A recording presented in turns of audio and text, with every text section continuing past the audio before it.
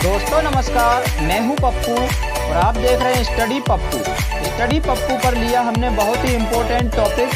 चलिए इस टॉपिक को जान लेते हैं। तो दोस्तों आज पढ़ेंगे हम अलंकार। तो अलंकार क्या होते हैं, अलंकार किसे कहते हैं, अलंकार के भेद और अलंकारों को पहचानने की ट्रिक सहित आज हम जानेंगे।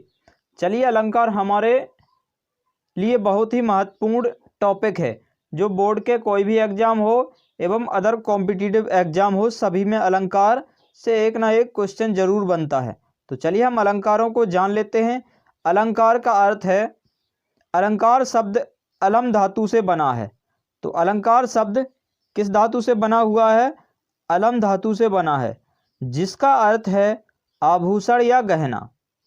तो जिस प्रकार सुवर्ण आदि के आभूषण से शरीर की शोभा बढ़ती है, उसी प्रकार काव्य अलंकारों से काव्य की शोभा बढ़ती है। अर्थात जिस प्रकार सोने के गहनों से शरीर की सौंदर्यता में वृद्धि होती है, उसी प्रकार अलंकारों से काव्य के सौंदर्य में वृद्धि होती है। इसके बाद है अलंकार की परिभाषा। तो अलंकार की परिभाषा है, काव्य की शोभा बढ़ाने वाले तत्वों को अलंकार कहते हैं। यानी काव्य की जो शोभा बढ़ाने वाले तत्व हैं उसे हम अलंकार कहते हैं। तो हिंदी के कवि केशवदास एक अलंकारवादी कवि हैं। हिंदी के कवि केशवदास एक अलंकारवादी कवि हैं। तो इसके बाद है, तो अलंकार के चार भेद हैं। शब्दालंकार। शब्दालंकार क्या है, काव्य में जहाँ शब्दों के माध्यम से चमत्कार उत्पन्न हो वहाँ शब्दालंकार होता है। जैसे अनुप्रास अलंकार, यमक अलंकार, श्लेष अलंकार आदि, ये शब्दालंकार हैं। अर्थालंकार, काव्य में जहाँ अर्थ के माध्यम से चमत्कार उत्पन्न हो वहाँ अर्थालंकार होता है। जैसे उपमा, रूपक, उत्प्रेक्षा, अतिशयोक्ति, भ्रांतिमान आदि। तो ये अर्थालंकार हैं। इसके बाद हैं उभय अलंकार। उभय अलंकार क्या होते हैं, जो शब्द और अर्थ दोनों में चमत्कार की वृद्धि करते हैं, उन्हें उभय अलंकार कहते हैं। इसके बाद है पाश्चात्य आधुनिक अलंकार। आधुनिक काल में पाश्चात्य साहित्य से आए अलंकार ये पाश्चात्य आधुनिक अलंकार कहलाए। इसके बाद है अलंकार को पहचानने की एक ट्रिक है, जिस पर एक कविता है। तो कविता क्या है, चलिए हम इसको भी जान लेते हैं। बार बार एक वर्ड जो आए, बार बार एक वर्ड जो आए, अनुप्रास की भाषा, और यमक में जोड़ा आकर अलग अर्थ दर्शाता। कहने का मतलब है कि एक ही वर्ड की बार बार आवृत्ति हो वहाँ पर अनुप्रास अलंकार होगा, और यमक में जोड़ा आकर अलग अर्थ दर्शाता। और श्लेष में एक शब्द के अर्थ अनेकों भाई, अतिशयोक्ति में बड़ा चढ़ाकर छोटी बात बताई। चरण कमल एक रूप मानकर रूपक की परिभाषा, सासी से सम सरस मान लो उपमा जी का आशा। उत्प्रेक्षा संकेत समझ लो मनु मानो जनु जानो, और दो चीज में भ्रम पैदा हो भ्रांतिमान पहचानो। ये अलंकार को पहचानने की ट्रिक है। बार बार एक ही वर्ड की आवृत्ति हो वहां पर अनुप्रास अलंकार होगा, और एक ही वर्ड दो या दो से अधिक बार आता है तो वो उसमें यमक अलंकार होगा। श्लेष अलंकार होगा, उसमें एक शब्द के अनेक अर्थ होंगे, और अतिशयोक्ति में बात को बढ़ा चढ़ाकर कहा जाएगा। रूपक अलंकार में चरण को कमल के समान तुलना की जाएगी, और उपमा अलंकार में सासी से सम सरस इस प्रकार के वर्ड आएंगे। उत्प्रेक्षा में मनु मानो जनु जानो इस प्रकार के वर्ड हमें देखने को मिलेंगे, और दो चीज़ों में जब भ्रम पैदा हो वहाँ पर भ्रांतिमान अलंकार होगा। तो चलिए हम इसके बाद आगे जानते हैं अनुप्रास अलंकार। तो अनुप्रास अलंकार क्या है, जिस रचना में व्यंजनों की बार बार आवृत्ति के कारण चमत्कार उत्पन्न हो वहाँ अनुप्रास अलंकार होता है। जैसे चारु चंद की चंचल किरणें, यहाँ पर जो चा वर्ण है, तो चा वर्ण की अनेक बार आवृत्ति होने से अनुप्रास अलंकार हुआ है। इसके बाद है अगला अलंकार यमक अलंकार। यमक अलंकार क्या है, जहाँ एक शब्द या समूह अनेक बार आए किंतु उसका अर्थ प्रत्येक बार भिन्न हो, वहां यमक अलंकार होता है। यमक अलंकार, जहां एक शब्द या शब्द समूह अनेक बार आए किंतु उनका अर्थ प्रत्येक बार भिन्न हो, वहां यमक अलंकार होता है।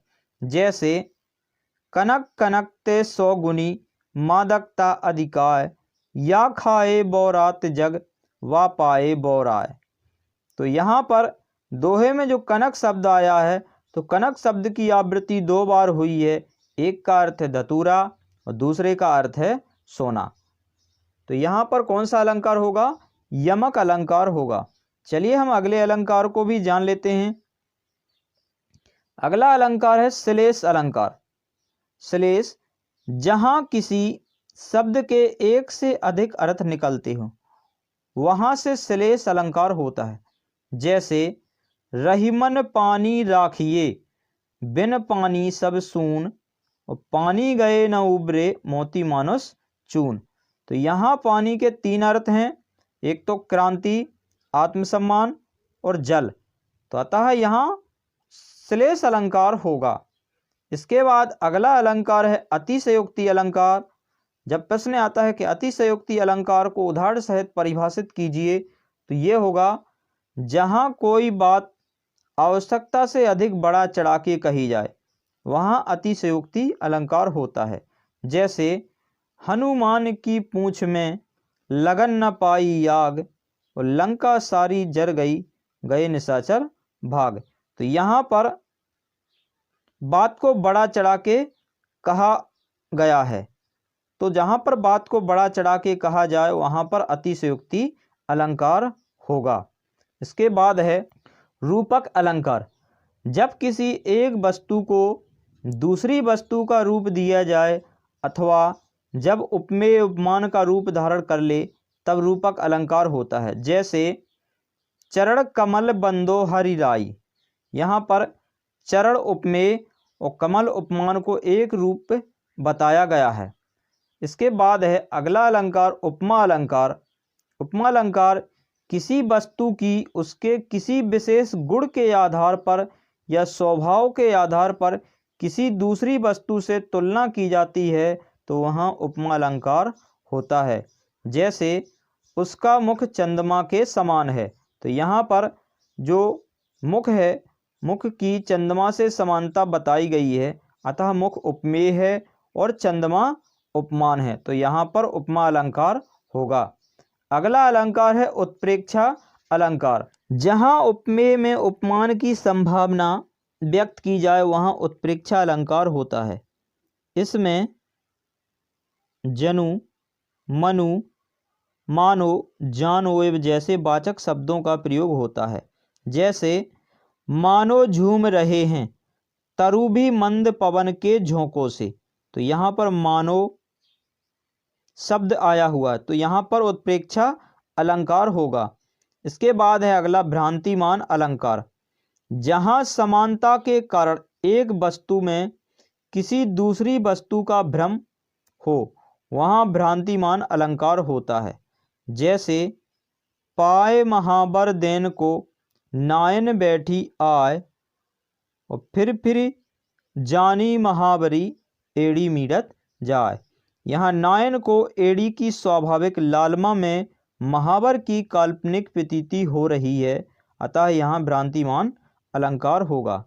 चलिए अगला अलंकार है विभावना अलंकार। तो विभावना अलंकार किसे कहते हैं? जहाँ कारण के बिना कार्य के होने का वर्णन हो, वहाँ विभावना अलंकार होता है। जैसे बिन पग चले सुने बिन काना, कर बिन कर्म करे विधि नाना, आनन रहित सकल रस भोगी, बिन बानी बक्ता बड़ जोगी। तो यहाँ पर बिना पग के चलने वाला, बिना कानों के सुनने वाला, बिना काम के काम होने वाला, और बिना मुख के उस फल का आनंद लेने वाला, तो बिना वाणी के बोलने वाला। तो यहाँ पर विभावना अलंकार होगा। तो यहाँ पर कौन सा अलंकार होगा? विभावना अलंकार। विभावना अलंकार कहाँ होता है? जहाँ कारण के बिना कार्य के होने का वर्णन हो। जहाँ कारण के बिना कार्य के होने का वर्णन हो वहाँ विभावना अलंकार होता है। चलिए हम अगला अलंकार जानते हैं, संदेह अलंकार। संदेह अलंकार जब उपमेय में अन्य किसी वस्तु का संशय उत्पन्न हो जाए वहाँ संदेह अलंकार होता है। जैसे सारी बीच नारी है या नारी बीच सारी है, कि सारी की है नारी है, कि नारी की ही सारी है। तो यहाँ पर जो द्रौपदी का चीरहरण हो रहा था उस समय की ये बात कही गई है कि उस समय पर लोगों को समझ में नहीं आ रहा था कि क्या हो रहा है, तो यहाँ पर संदेह की स्थिति बन रही थी, तो यहाँ पर संदेह अलंकार होगा। इसके बाद है विरोधाभास अलंकार।